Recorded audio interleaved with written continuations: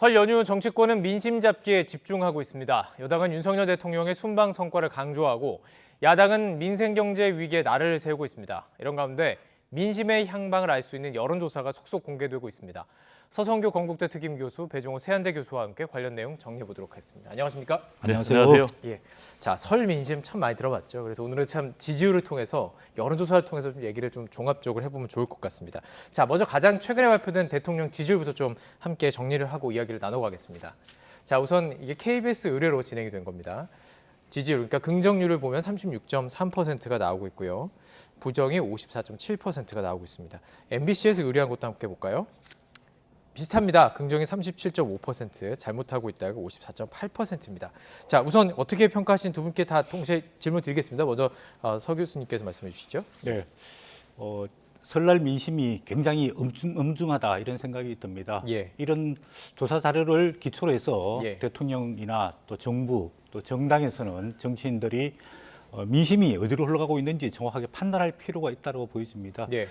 KBS, MBC 두 방송사에 이런 조사를 했는데요. 내용을 보니까 굉장히 정확하게 조사를 했습니다. 네네. 설날 전임 비슷하게 1월 18일, 1월 20일, 또 1월 18일에서 1월 19일, 그리고 가상번호 무선 전화 면접을 했습니다. 예. 응답률도 굉장히 높습니다. 예. KBS 조사는 17.7%, MBC는 14.2%. 예. 최근의 조사에 따르면 굉장히 신뢰성 높은 정확한 그러네요. 조사라고 예. 보여지고 있고요. 아까 말씀하신 대로 대통령의 국정운영 지지도도 30% 중후반대 중후반. 거의 비슷하게 나왔고요. 네. 부정평가는 50% 중반대 이렇게 고착이 되어 있습니다. 예, 예. 이게 4점 척도로 조사를 하는데 한국갤럽 같은 경우는 이제 2점 척도로 조사를 하거든요. 예. 대통령이 잘한다고 생각하느냐 못한다고 생각하느냐인데 예. 이번 두 조사는 두 개 다 아주 잘한다, 뭐 아주 뭐 예. 어느 정도 이런 식으로 매우 나뉘는 잘함. 거죠? 예, 예. 잘하는 편, 네네. 그다음에 못하는 편, 뭐 매우 못함 네네. 이렇게 4점 척도로 했는데 비슷한 결과가 나왔기 때문에 굉장히 이제 신뢰도가 높다고 보여지고 있고 지난주에 갤럽에서 2점 척도로 조사를 했는데 보면은 긍정 평가가 36 정도 나왔거든요. 예. 그러니까 오늘 36.3, 37.5 굉장히 비슷하다고 보여지고 있습니다. 네네. 대통령 국정운영 지지도가 12월 말 1월 초에는 어떤 조사에 따르면 한 40% 중반대까지 간 조사들도 있었거든요. 예.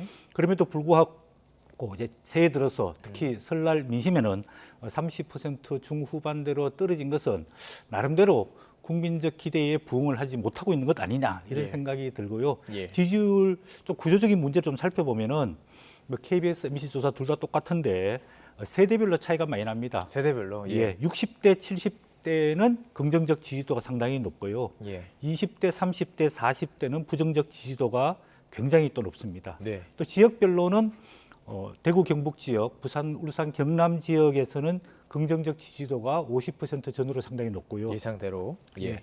또 호남이나 서울에서는 상당히 좀 낮습니다. 호남에서는 거의 10%대를 기록하고 있고요. 네. 전체 대한민국 민심을 살펴보고 있는 서울도 긍정적 지지도가 평균보다 좀 낮은 예. 31.2%를 보이고 있고요. 네. 정치 성향으로 봤을 때는 당연히 보수는 긍정이 높고 또 진보는 또 부정이 높다고 보여지는데 중도층을 보면은 27.5%가 긍정적으로 평가를 하고 예. 63.7%가 부정적으로 중도가 평가를 부정이 높은 거예요, 그러니까. 예, 상당히 높습니다. 예. 그래서 이런 연초에 나오는 여론조사, 특히 신뢰도 높고 정확도 높은 여론조사를 정확하게 바탕으로 해서 예. 결국 정치는 민심을 수용하고 민심을 대변하는 거 아닙니까? 그래서 네. 국민을 위한 정치 2023년 국정을 운영을 어떻게 할 것인가 네네. 조금 기획을 할 필요가 있다고 보여집니다. 예, 전반적으로 지금 전체적으로 좀 잘 정리를 해주셨습니다. 같은 질문 드릴 거고요. 잠시 뒤에 좀 반복되더라도 좀 하나하나 좀 자세하게 좀 분석을 해보도록 하겠습니다. 백 교수님 말씀해 주시죠. 예. 전체적으로 지금 윤석열 정부가 잘 못하고 있다. 이런 평가가 내려진 것이라고 봐야 되겠죠. 예. 아시겠지만 윤석열 대통령이 48%로 당선이 됐지 않습니까? 이번에 이제 설 민심 때 여론조사를 해보니까 긍정평가율이 36% 나왔단 말이에요. 네. 그러면은 10% 득표 넘게 차이가 나요. 대통령 예, 당선 때보다 12%포인트가 떨어졌단 말이에요. 그러니까 예. 즉 12%포인트의 민심이 이탈했다는 얘기고 네. 그럼 이제 왜 민심이 이탈했는가라는 것과 관련해서는 역시 여소야대의 그런 전국에서 소수파 정권으로서의 한계가 있기 때문에 야당과 협치를 하지 않으면은 네. 이 위기 상황, 특히 이제 경제 민생 위기 상황을 극복할 예, 수 없는데 그러다 보니까 지금 경제 민생 위기가 제대로 안 되고 있는 거예요. 예. 실제로 지금 KBS 이 여론조사를 보니까 부정평가의 1위가 뭐가 나왔냐면은 제대로 지금 경제 민생 해결책이 좀 부족하다. 경제 민생 24%. 대응에 네, 그리고 두 예, 번째가 예. 소통이 안 된다. 국민과 예, 예. 소통이 안 되고 또 언론과도 소통이 안 된다라는 것이고요. 네. 그러다 보니까 이제 말씀드린 통합 협치가 좀 부족하다. 이게 이제 3위로 17% 나왔어요. 예. 그리고 이제 4위가 한반도 위기가 지금 고조되고 있다. 예. 라는 것이 이제 지금 4위로 10% 나와 있고 여기 이제 노동연금 개혁도 좀 일방적으로 추진하고 있다라는 네. 예. 것 그리고 이제 재난 대응이 좀 부실하다. 이건 이제 아직도 이태원 참사 후유증이 계속이 되고 있다라는 것인데요. 이런 이제 여론조사를 뒤집어서 네. 윤석열 대통령이 좀 앞으로 설날 연휴 지나서 국정 운영에 좀 참고해서 예. 반영하지 않으면은 예. 지금까지의 30%대의 그런 지지율 정체의 현상을 좀 벗어나기가 좀 어렵지 않나 이렇게 전망이 됩니다. 지금 배 교수께서 부정평가 이유를 말씀해 주셨으니까 긍정평가 이유로 조금 저희 그래픽과 함께 여쭤보고 싶은데요. 긍정평가 이유는 가장 우선 그 1위 오른 게 대북 강경 대응입니다. 그리고 두 번째가 3대 개혁으로 지금 나오는 이 부분 추진. 근데 이게 조금 어떻게 보면 그 지금 국정을 지지하지 않는 사람들 입장에서는 대북 강경 등에서 좀 우려가 나올 수도 있고요. 연금 개혁도 지금 조금 전에 이제 부정평가에서 마지막에 있었던 것 같이.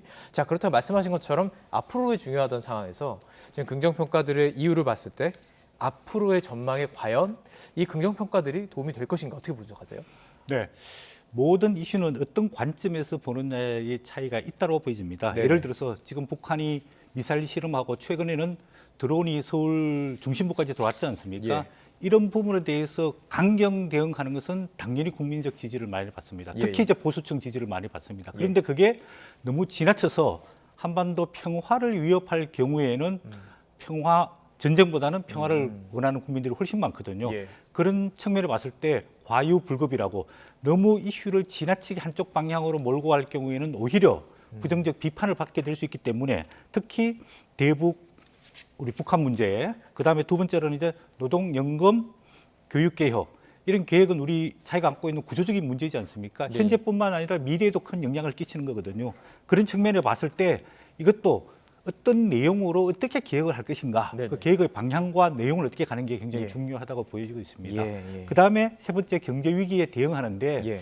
경제 위기 대응을 예를 들자면 우리 서민들 또 자영업자들 중심으로 어떻게 사회 안전망을 잘 구축하느냐 아니면 대기업 중심으로 하느냐 이런 내용과 방향성에 있어서 차이가 날 수 있거든요. 예. 그래서 보통 조사를 하게 되면은 대부분 보수 지지자들이 어떤 쪽에 중점을 두느냐 아니면은 진보 지지자들 어떤 쪽에 중점을 두느냐 예. 차이가 있을 수 있는데 윤석열 정부가 이런 조금 균형 잡힌 예. 그러니까 남북 정책 그다음에 개혁 정책, 예, 예. 경제 정책을 쓸 필요가 있고요. 여기 뭐 내용에는 안 나와 있는데 KBS 조사 내용에 보면은 이런 예. 항문이 있습니다. 예. 윤석열 정부가 올해 어떤 분야에 가장 힘을 쏟아야 된다고 생각하십니까? 나오는데 첫 번째가 경제 성장과 일자리 창출. 이게 28.9%입니다. 그래서 예. 국민들은 어떤 정치보다는 예. 국민들이 뭐 일자리를 가지고 소득이 정대돼서 집도 사고 생활도 제대로 할 수 있는 이런 안정을 바라고 있거든요. 예. 그다음 두 번째로는 이제 물가 안정 27.9%. 그다음 아까 교수님 말씀하셨지만 여야 간에 정치가 싸우지만 말고 좀 협치하면서 협력해가지고 국민의 삶을 개선하는 정치를 해줬으면 좋겠다. 네. 이런 게 12.9%. 그다음 양극화 굉장히 심하지 않습니까? 자산의 예. 양극화 또 소득의 양극화 굉장히 심한데 이런 양극화 해소와 서민들을 위한 사회 안전망 강화 예. 이게 12.9%.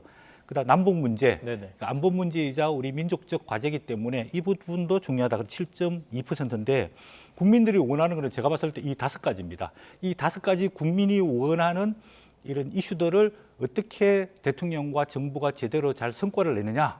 그거에 따라서 아무래도 윤석열 정부가 좀 평가를 받지 않을까 이런 생각이 들고요. 예. 윤석열 대통령이 작년 5월 10일 날 취임하고 작년 한 해는 아마 좀 적응하시느라고 시간을 조금 그래 했는데 사실 일할 수 있는 기간이 원래 2023년밖에 없습니다. 내년에 네. 또 총선이 있고 네. 그다음에는 지방선거 있고 대선이 있지 않습니까? 예. 그러면 올해 국정 운영 방향을 국민이 원하는 이런 부분에 초점을 맞춰서 성과를 내고 예. 내년에 총선에서 평가를 받아야 하지 않을까. 그게 국민의 바람이라고 생각을 합니다. 알겠습니다. 그 지금 조사한 이 여론조사 기간은 그 UAE, 스위스 순방을 모두 완전히 마치기 전에 지금 조사 내용이에요. 그러다 보니까 궁금한 거는 이 지지율 반등이 있을 것이냐 아니면 오히려 낮아질 것이냐. 근데 이게 요소들이 하나 있습니다. 이란 관련 발언 때문에 좀 문제가 됐고요. 그 외에 또 경제 외교 성과가 또 아직 마무리되지 발표가 다 이제 된 상태이기 때문에 어떻게 보세요? 좀 시각이 좀 다를 것 같긴 한데 어떤 식으로 좀 변화가 있을 거라고 보세요? 저는 뭐 앞으로 여론의 추이가 좋아질 가능성이 굉장히 낮다 안 좋아질 이렇게 것이다. 전망을 예, 합니다. 예, 예.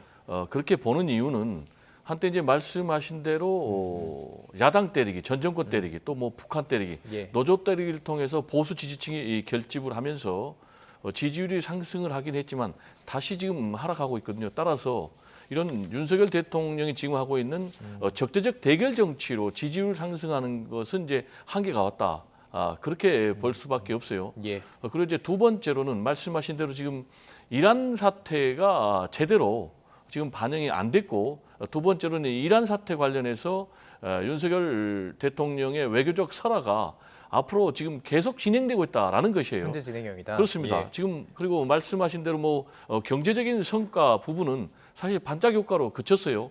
뭐 37조에 가까운 투자 약속을 받아냈다라는 것인데 이거는 어디까지나 약속일 뿐인 거지요. MOU니까 네. 이게 이제 실제 본 투자 또 본 계약으로 이어질지는 아직도 많이 남아 있고 미지수고. 이런 상황에서 예. 지금 윤석열 대통령의 아랍에미리트의 적은 이란이다라는 예. 것과 관련해서 지금 이란이 공식 외교부 대변인을 통해서 문제 제기를 했지 않습니까? 네. 이건 무지한 발언이다. 예. 우리 측에 설명을 요구하고 또 대사를 초치했고 또 우리나라도 대사를 초치했죠. 맞초치하고 예. 심지어는 또 이란 측에서 윤석열 대통령의 발언에 대해서 핵무장 발언에 대해서 문제 제기를 하는가 하면 지금 이제 동결하고 있는 그 자금에 대해서까지 문제 제기를 했기 때문에 네. 만약에 이런 상황에서 한국과 이란의 외교 관계가 악화되거나 또는 이제 호르무즈 해협을 통과하고 있는 우리의 어선이 만에 하나 그럴 일 없겠지만 납포된다라든지 이렇게 되면 이제 급속도로 이란 관계와 한국 관계가 나빠지면서 여론이 나빠질 가능성이 굉장히 높거든요. 특히 이제 이번 여론조사에서 좀 유념해야 될 부분이 뭐냐면은 중도층의 여론 지지율이 굉장히 낮다라는 거예요. 네. 자, 중도층에서 윤석열 대통령의 국정 수행에 대해서 평가하는 게 긍정이 27%밖에 안 나왔고 예. 반면에 부정이 63%밖에 안 나왔거든요. 그러면 아시겠지만은 이런 기조로 윤석열 대통령께서 계속 운영을 한다면은 국정을 예. 내년 총선에서 굉장히 불리하죠. 예. 왜냐하면은 총선에서는 결국 수도권이 승패를 좌우하는데 121석입니다. 전체. 네네. 그러니까 3분의 1이 훨씬 넘는 의석이에요. 근데 수도권에서는 몇천 표 차이로 당락이 결정되지 않습니까? 예. 근데 지금 대략 여론조사를 해보면 중도가 한 30% 정도 되거든요. 예. 근데 근데 중도에서 부정평가가 27, 63, 긍정평가가 27이니까 두 배가 부정평가가 높기 때문에 네. 따라서 윤석열 대통령께서는 아까 부정평가 이후 예. 야당과 협치해라. 그리고 국민 언론과 소통해라. 예. 라는 그런 부분을 좀 귀담아 들어야 되지 않을까 아유, 이런 생각이 듭니다. 알겠습니다. 이게 전문가들을 모시니까 분석이 참 길어지고 있습니다. 이제 다음 걸 또 분석해 보면 좋을 것 같습니다. 자, 최근 대통령이 나경원 전 의원을 해임했습니다. 해임하고 그 나 전 의원이 그 발언이 논란이 됐죠. 그 이후에 나 전 의원이 고개를 숙이면서 사과했습니다. 이 화면으로 준비했습니다. 함께 보시죠. 제가 이 대통령님께의 본의가 아니었다라고 말한 부분은 저의 불찰이었고 이 부분에 대해서는 사과드립니다. 사랑하는 당원 동지 여러분들께서 걱정하시는 것에 대해서는 송구함을 다시 한번 표시합니다. 자, 이렇게 사과를 했습니다. 하지만 이전에 이제 발언이 있으면 바로 이제 대통령실에서 답이 나왔었어요. 뭐 지금 사과했기 때문에 특별히 나올 말이 없어 보이기도 하는데 이거 어떻게 바라보고 계십니까? 네, 지난 약 예. 한 20일 동안 국민의힘 그 나경원 전 의원의 이슈가 굉장히 이제 불거지고 커졌는데요. 예.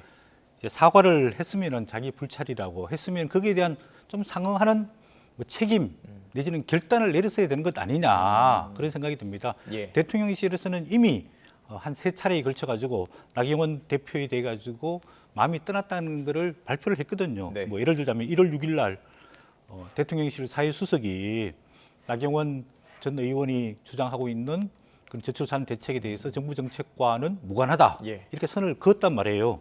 그다음에 또 뭐 투트랙으로 본인은 친윤석열 대통령 사람이고 그 보좌하고 있는 보좌진들의 잘못이다. 인핵관들, 예. 예. 뭐 그런 이야기를 하다가 또 대통령 실장이 그게 아니고 이거는 대통령의 결단이다. 결정이었다. 예. 이렇게 이야기하니까 그런 발언에 대해 가지고 오늘 자기 본인의 불찰이라고 예. 이렇게 사과를 했는데 네. 이게 사과가 뒤에 뒤따르는 행동이 있어야 되는 거거든요. 예. 그럼 예를 들어서 본인이 이렇게 잘못을 했기 때문에 본인은 앞으로 정치적 거취를 어떻게 결정하겠다라는 입장 표명이 있어야 되는데 네. 또 이렇게 자고우면하면서 뜸을 들이게 되면은 예. 결국은 본인도 손해고 윤석열 대통령한테도 더 큰 자꾸 부담을 주게 되는 거거든요. 예.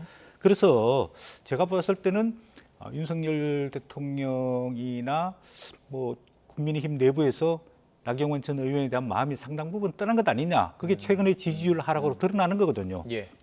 그래서 이럴 때는 정치인답게 예. 자꾸 자고우면하고 어디 사찰에 가고 네네. 어디 성당에 가고 누구를 원로를 만나서 이야기를 듣고 자문을 구하기보다는 예. 정치인은 고독한 결단을 해야 됩니다. 예. 이럴 때는 본인이 당대표 출마를 하겠다. 불출마 선언. 예, 아니면 불출마하겠다.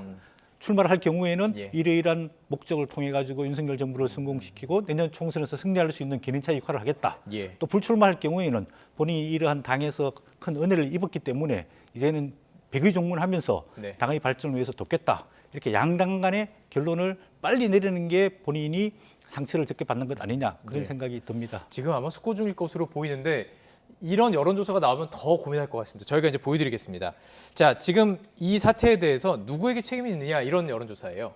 근데 이게 지지층과 지지하지 않는 일반 그냥 국민의 지금 조사가 다른 겁니다. 지금 보여드리는 것은 그냥 일반 국민들, 그러니까 지지층이 아닌 국민의힘 지지층이 아닌 여론조사를 보면 책임이 윤석열 대통령에 있다는 것이 오차범위를 벗어나서 훌쩍 더 높게 나타난 거예요.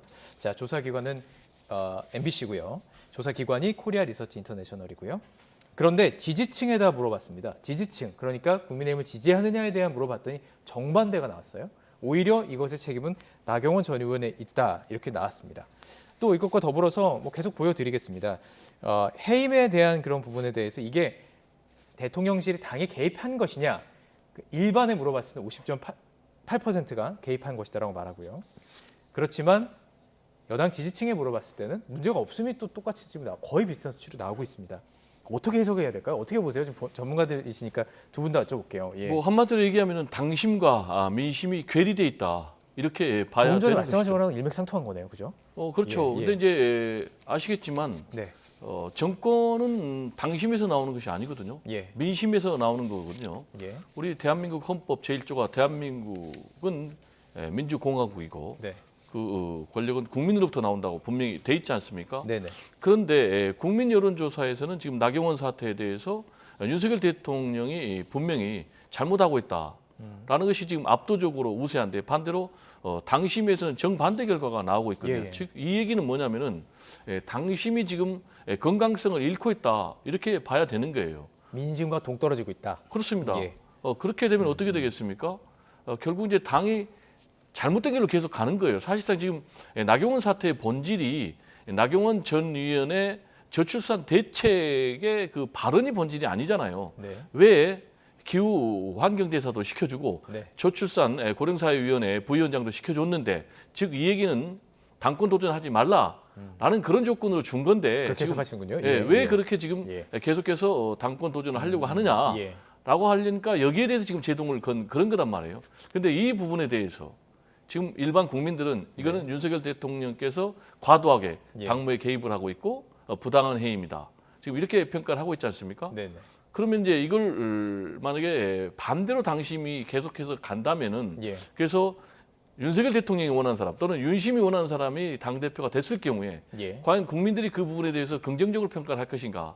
저는 개인적으로 좀 부정적으로 평가를 할 것이다. 예, 실제로 이런 일이 좀 있었어요. 민주당 같은 경우도 과거에 계속해서 잘 나가니까 이해찬 전 대표 같은 경우에 20년 집권론 예. 내지는 이제 50년 집권론까지 얘기를 했단 말이에요. 네, 네, 그렇지만 정작 5년 만에 정권을 내주는 그런 일이 벌어졌어요. 예. 그 과정에서 어떤 일이 벌어졌습니까?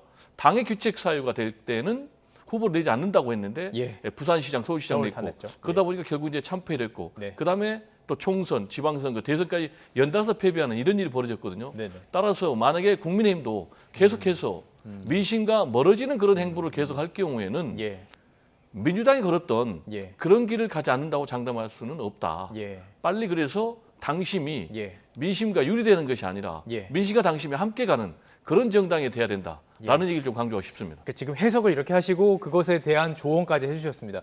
해석도 같으신지 같은 조언을 해주실 건지 다를 것 같거든요. 한번 여쭤보고 싶네요. 저는 조금 예. 다르게 생각을 네, 하는데요. 이번에 국민의힘 당 대표 선거는 일반 국민의 대표, 즉 공직자를 선출하는 게 아니고 당원들의 대표, 당의 대표를 선출하는 겁니다. 물론 당심을 물어보는 거죠. 그러니까. 예, 그러니까 이번에 또 규칙을 바꿔서 네. 당원 100%, 책임 당원 100%로 투표를 하게 돼 있는데 네네. 그렇기 때문에 정당의 대표는 결국 이제 당원들의 당심을 받아야 되는 거거든요. 물론 교수님 말씀하신 대로 당심하고 민심하고 일치되면 좋은데 민주당도 그렇고 국민의힘도 그렇고 당심하고 민심은 약간 차이가 있게 돼 있습니다. 점점 더 멀어지는 것 같긴 합니다. 예, 물론 이제 선거 때가 당 되면은 예. 이제 다가올 수 있는데 이게 지금 예, 이제 예. 국민의힘 딜레마라고 보여지는데요. 예. 이거는 이제 나경원 대표 전 의원 전 대표도 딜레마라고 보여집니다. 왜냐하면은 민심에서는 자기가 지지를 더 받는데 당심에서는 지지를 못 받는단 말이에요. 그럼 예. 본인이 대선 후보로 출마할 경우에는 이건 무조건 출마를 하는 겁니다. 그렇죠. 그러나 지금은 당 대표 나가는 건데 네. 당심을 못 받는다. 그럼 예. 출마가 어려운 거죠. 예. 그거는 유승민 전 의원도 마찬가지라고 보여지고 있습니다. 네네. 그다음에 이번에 국민의힘 당 대표는 두 가지 기준을 충족시켜야 됩니다. 이것도 약간 좀 딜레마가 있는데요. 예. 첫 번째로는 윤석열 정부의 성공을 위해 가지고 뒷받침을 누가 잘할 수 있느냐, 예. 어떤 당 대표가 잘할 수 있느냐. 왜냐하면은 지금 뭐 아시다시피 국회에서도 여소야대지 않습니까? 민주당이 발목을 잡으면 아무것도 할 수 없는데 여당인 국민의힘에서도 지지를 해주지 않으면 윤석열 정부가 성공하기 힘들거든요. 예. 그렇기 때문에 윤석열 대통령과 호흡을 잘 맞출 수 있는 당대표가 필요하다. 첫 번째 호흡. 기준이고 네. 두 번째로는 내년 4월 10일 날 총선이 있기 총선 때문에 준비. 예. 총선에서 이길 수 있는 또 쉽게 말해서 확장성이 있는 당대표가 필요한데 이 두 가지 기준을 둘 다 충족시키는 지금 당대표 후보가 없단 말이에요. 네. 그런 측면을 봤을 때 나경원 대표의 고민도 길어지고 있고 예. 아무래도 그 국민의힘 당심도 한 몇 번의 변동이 있을 것 같은데 누가 네네. 더 이 두 가지 조건을 잘 충족시킬 것인가 예. 이런 생각할 텐데 예. 제가 봤을 때는 아무래도 첫 번째 기준 일단은 내년 총선은 국민의힘에 대한 심판이 아니고 윤석열 정부에 대한 평가와 심판이 될 거기 때문에 예. 윤석열 정부의 성공을 뒷받침할 수 있는 당대표가 1번 기준이 그게 되지 더 않을까. 중요하다. 그래서 호흡을 맞출 수 있는 당대표를 선출할 가능성이 높다고 보여집니다. 자, 그럼 다음 여론조사를 좀 보여드리겠습니다. 지금 바로 그 얘기를 해주신 당심은 과연 누구를 보고 있느냐. 국민의힘 차기 당대표 선호도 MBC에서 의뢰를 했죠. 지지층 389명을 물어본 결과 김기현 의원이 22.8%, 안철수 후보가 20.3%, 나경원 후보가 원래 높았는데 떨어졌어요. 지금 보면요. 그래서 지금 MBC를 보여드렸고 KBS 좀 보여드릴게요. 이번에는 332명이 응답을 했는데요. 조금은 MBC와 차이가 있습니다. 아무래도 이제 표본이 좀 줄어들었기 때문에 28.2%가 김기현 의원, 안철수 의원이 19.3%. 그러니까 지금 흐름은 좀 비슷한 것 같아요. 순위 같은 거는. 결국에는 전당대회는 민심보다 당심이 좌우하는 상황인데 김기현 의원이 우위에 쓴 것은 사실인 것 같아요. 변수가 있을까요? 저는 뭐 네. 상당히 앞으로 변수가 많을 것 같아요. 있을 것이다. 그렇게 보는 이유는 나경원 사태를 계기로 해서 김기현 당권 주자가 1위로 껑충 뛰어오르면서 전체적으로 판세가 바뀐 건 사실이에요. 네. 압도적으로 1위를 했던 나경원 전 의원 같은 경우 지금 네. 이제 3위로 주저앉았고 예. 그러면서 1등 김기현, 2등 안철수, 예. 3등 나경원, 4등 유승민 이런 상황으로 완전히 재편이 됐단 말이에요. 그런데 이걸 좀 자세히 들여다보면은 불안한 1등을 김기현 지금 당권 주자가 하고 있다는 불안한 것이죠. 1등이다. 네, 예, 1등은 예. 1등인데 보니까 MBC 여론조사에서도 그렇고 KBS 여론조사에도 그렇고 20%대단 말이에요. 네. 그러면은 나머지 안철수, 나경원, 유승민 이 세 사람의 득표를 합치면은 단일화. 40%가 훌쩍 뛰어넘는다는 얘기예요. 예. 자, 이렇게 될 경우에는 당장 결선 투표로 가게 그러니까 되면 이게 결선 투표라는 게 있잖아요. 지금. 그렇죠. 예, 그러니까 예. 결선 투표는 당초에 왜 만들었겠습니까? 예. 100% 당원 투표와 함께 네. 결선 투표 제도를 만든 이유는 예. 확실하게 친윤 후보를 세우겠다라는 예. 이제 그런 장치인데 네. 지금 이제 안전 장치가 굉장히 함정이 되는 그런 상황으로 내몰리고 있어요. 예. 따라서 굉장히 중요한 변수가 구도입니다. 과연 나경원 전 의원이 나오느냐 안 나오느냐 네. 이게 왜 중요하냐면 또 그리고 유승민 전 의원이 나오느냐 안 나오느냐 이게 왜 중요하냐면 다자대결 구도가 되는 거예요. 그렇죠. 다자대결 구도가 되면 1차 승부가 1차에서 승부가 날 가능성이 굉장히 없는 거죠. 네. 그리고 아까 말씀드린 대로 결선 투표가 되면 네. 비윤이 합치면 40%가 넘기 때문에 예. 1등 김기현, 친윤 단일 후보가 지는 그런 경우도 있다라는 것이죠. 예. 그래서 지금 뒤집어서 얘기하면 지금 이렇게 대통령실까지 나서가지고 나경원 전 의원을 주저앉히려고 하는 이유가 바로 여기에 있는 것입니다. 그러면 나경원 전 의원을 앉히면 만약에 유승민 전 의원도 안 나오면 네. 사실상 안철수, 김기현, 안철수 양자 대결 구도가 되거든요. 네. 그렇다면은 지금 뭐 친윤 입장에서는 1차에서 승부를 짓겠다라는 그런 상황. 그래서 예. 이제 결선 투표 가게 되면 또 하나 변수가 예. 과연 지금 윤심과 또 당심 일치하겠는가라는 부분이에요. 만약에 윤석열 대통령 또는 친윤들은 김기현, 친윤 단일 후보를 확실히 만들고 싶겠지만 네. 아니다.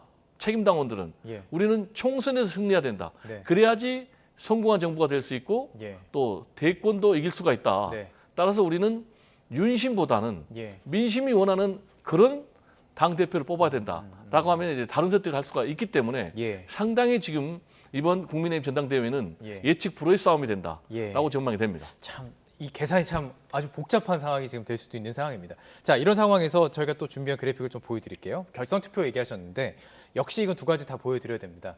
그러니까 둘이 붙었을 때를 여쭤봤어요.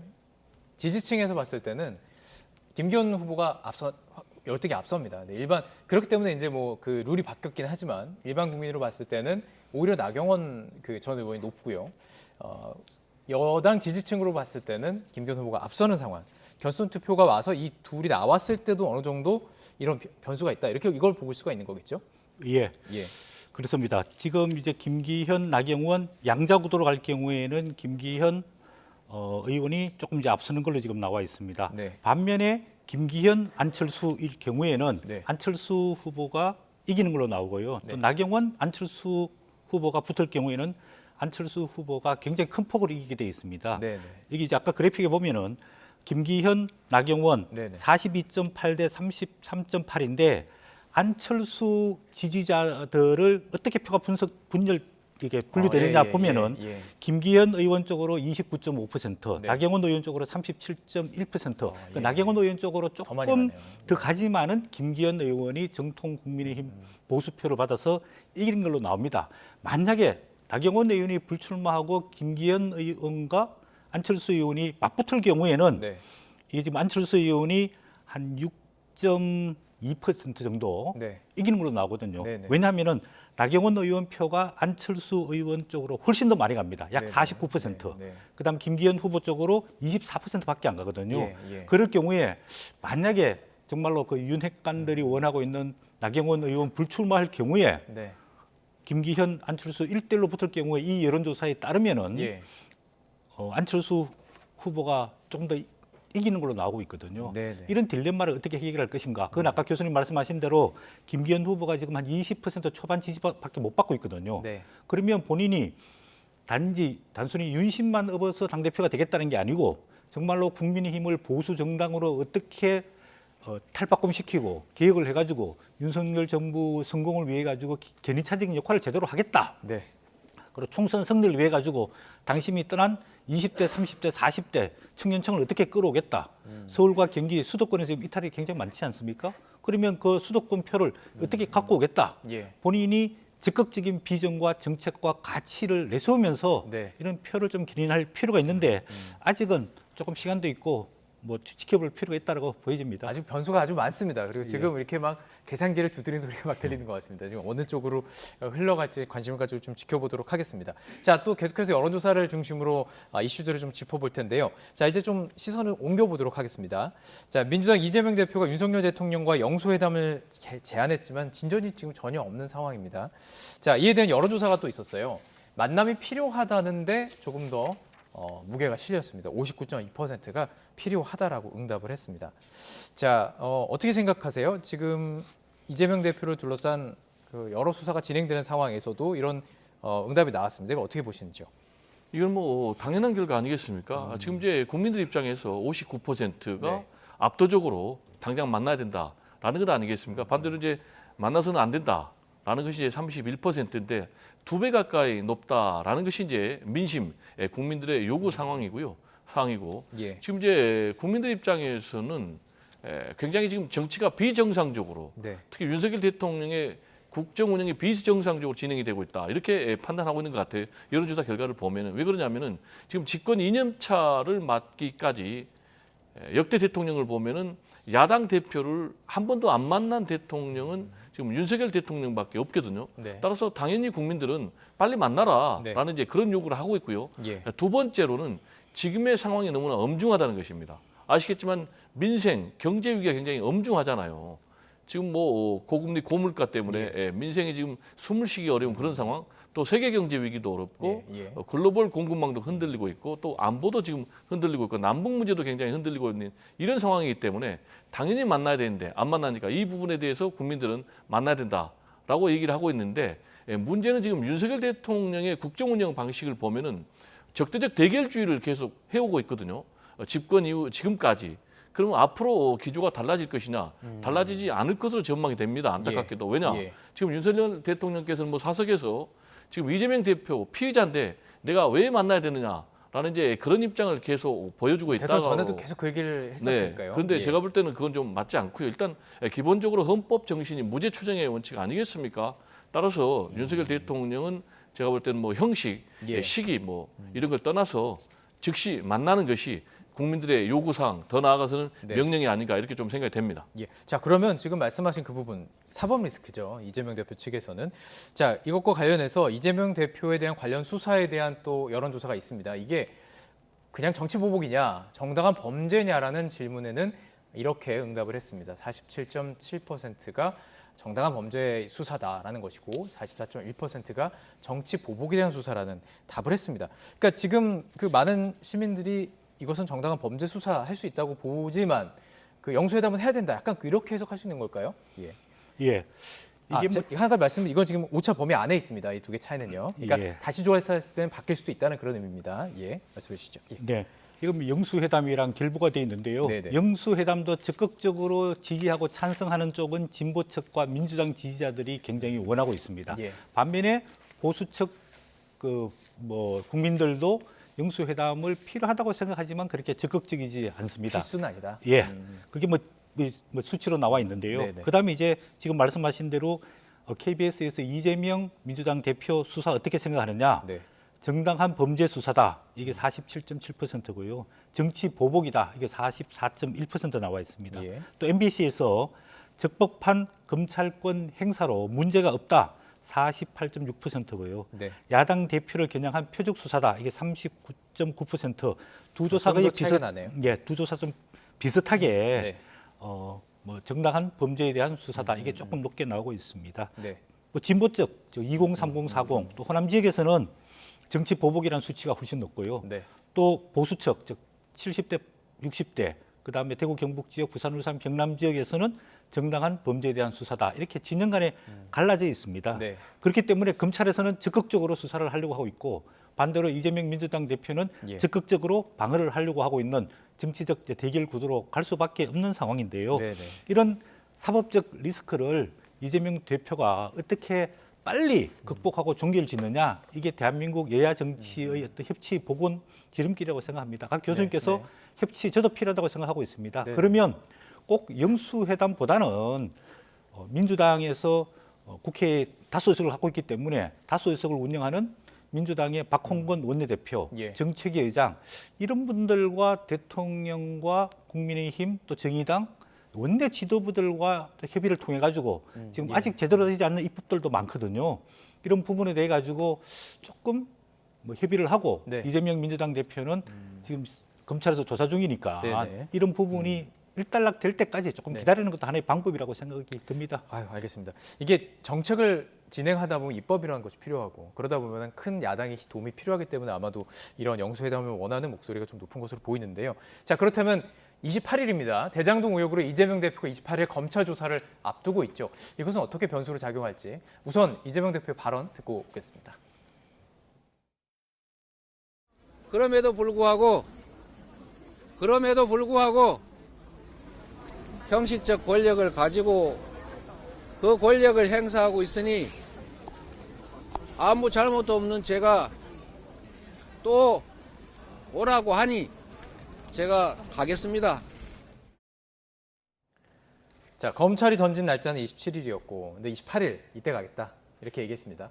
날짜에 대해서 뭐 여러 가지 얘기도 있더라고요. 이 선택한 이유도 있을 것이라고 보고요. 어떻게 보세요? 뭐 세 가지 이유가 있다고 봅니다. 첫 번째로는 검찰에 일방적으로 끌려가지 않겠다. 검찰은 27, 30일 날 네. 출석 요구를 했는데 본인이 이제 28일 날 했단 말이에요. 네. 그리고 두 번째로는 27일이 금요일이고 28일이 토요일입니다. 토요일이요. 그래서 나는 27일까지는 일해야 돼. 일하고. 평일이니까. 네. 그리고 토요일 날 가겠다. 즉 이 얘기는 흔들림 없이 일하는 그런 야당 대표 지도자의 모습을 보여주기 위한 것 아니냐. 그리고 세 번째로는 역시 이재명과 또 민주당이 분리된 그런 문제가 아니고 하나된 문제다라는 것을 좀 시사하기 위한 그런 날짜 선택이 아닌가 분석이 됩니다. 알겠습니다. 지금 식탁에서 이 얘기들이 막 오고 갈까요? 뭐 검찰의 그 수사 날짜에 대해서 그렇게 민주당 분석한 적이 있더라고요. 예. 뭐 수사한 날짜보다는 과연 이재명 민주당 대표가 검찰에 나가가지고 이런 혐의를 벗어나느냐, 예. 이런 혐의를 인정하느냐, 그 두 가지 갈림길이 있다는 것 아니냐 그런 생각이 듭니다. 이번에는 이제 이재명 대표의 가장 큰 이슈가 되고 있는 대장동과 위례 신도시 문제거든요. 네네. 그리고 왼팔 오른팔 네. 관련자들이 전부 다 구속돼 있고 기소돼서 재판이 이루어지고 있는 상황이기 때문에 이재명 대표가 이번에 검찰에 출두해서 의혹 사항을 제대로 해명하고 극복을 하느냐, 아니면 해명하지 못하고 또 국회 체포 동의안이 오고 기소가 되느냐, 예. 이런 큰 갈림길이 있다고 보여집니다. 아, 알겠습니다. 그러니까 이제 설 마무리되고 28일 이후에는 정치적으로 이 핵심 이슈가 또 이것으로 넘어가게 되지 않을까라는 생각을 해봤습니다. 자, 서성교 건국대 특임 교수, 배종호 세한대 교수와 함께 설 민심을 한번 여론조사를 통해서 자세히 분석해봤습니다. 수고 많으셨습니다. 고맙습니다. 네, 감사합니다.